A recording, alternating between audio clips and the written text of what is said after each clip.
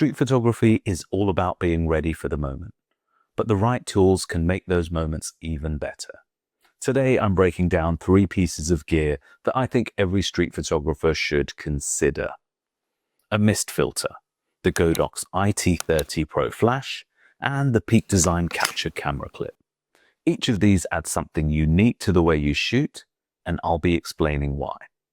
Welcome back to the channel, everyone. I'm Balwinder Bartler, better known as Mr. Whisper, a street photographer and creator based in London. For those of you who are new here, this channel is all about street photography, but I often discuss topics which cover all genres of photography, like in today's video, for example, where I'll be talking about 3 products from a street photographer's point of view, but it's easy to see how these tools apply to all genres of photography. So if that sounds of any interest at all, feel free to support the channel by hitting that subscribe button, which will be most appreciated. One of my favorite little tools for street photography, especially at night, is a mist filter. It's subtle, but it can completely change the mood of your photos. So what does it do? A mist filter slightly diffuses light sources, creating a soft glow around highlights, like street lamps, neons, or car headlights. Instead of harsh clinical light, you get this cinematic atmosphere that feels more like a movie than a snapshot. It's not about making your images blurry. Sharpness in the subject is still there. It's about softening contrast, lifting shadows slightly, and giving your photos that dreamy, timeless quality. And it's not just for city lights. Mist filters are amazing for street portraits too. They smooth out skin tones and give your subject a more flattering look without heavy editing. Think of it as adding a bit of character straight in camera. I bought my first mist filter over 5 years ago, and after using it a few times, I quickly put it away, believing I could recreate the same look using my post-production software. However, more recently, I decided to give it another go, to spice up my work straight out of camera. And to my surprise, it created some pretty interesting anomalies, which you simply couldn't add or even think of in post. The key is, less is more. A mist filter doesn't scream special effect. It just adds a little touch of mood, gives a cinematic look that makes your street photography stand out from the rest. For me, it's become one of those tools that I like to keep in my bag and use whenever I want to come home to a different look and feel in my work. Mist filters are available in a variety of brands and come in a variety of strengths, depending on how much you want to dial up or dial down on the look. When most people think of street photography, they imagine using only available light. Street lamps, shop windows, neon signs, but adding an on-camera flash can completely transform your photos. Meet Godox's first mini TTL flash, the IT30 Pro. It's super compact, weighing in at just 120 grams, meaning you don't lose mobility. You can shoot on the move, no bulky gear, just a quick, powerful light when you need it. I've been testing it out at night, on the streets, at events, during the day, indoors, outdoors. I've really been putting it through its paces, and this flash has taken it all in its stride. Here's some examples of the flash in action on a night shoot with my wife around central London.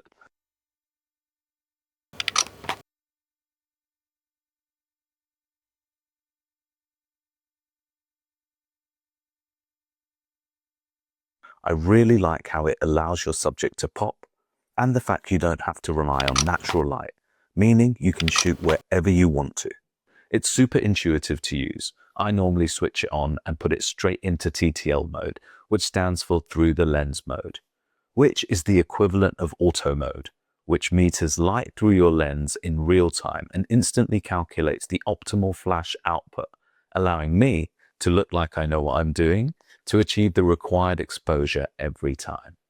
These features are critical for someone like me who doesn't have time to relearn the device every time I need it, especially as I only use a flash every so often. But when I do, it's when I have full control of my frame. Making portraits, shooting at an event, and what with London Fashion Week kicking off this week, what better place to test it out than at my friend Thrifty Towel's first show in Mayfair. Here's a few photos using the IT30 Pro Flash at the event.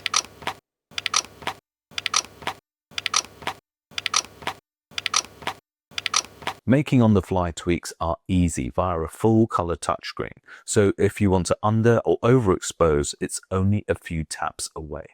The flash is essential when I want to add contrast, bold shadows and highlights, and get that paparazzi, edgy look that instantly separates your work from everyone else relying only on natural light. Bonus tip, a flash isn't just for night. In the daytime, you can use it as a fill light, lifting harsh shadows and balancing bright sunlight. The good news is that the Godox IT30 Pro isn't only compatible with Fujifilm, it's available for Sony, Canon, Nikon and Olympus cameras too, and comes in black and silver. I'd like to take a quick moment to say a very special thanks to Godox for supporting the channel and sponsoring this video.